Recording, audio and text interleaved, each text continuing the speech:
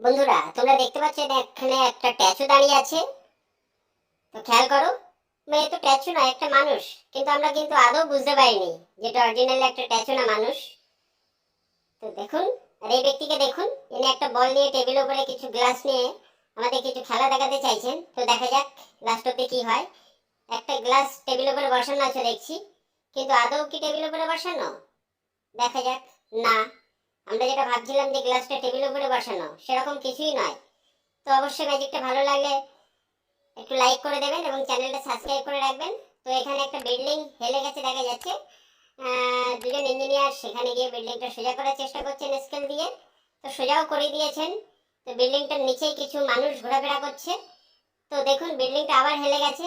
তো কি করে সম্ভব এটা তোমরা অবশ্যই কমেন্ট করে জানিও। তো দেখা যাক শেষ অবধি কি হয়।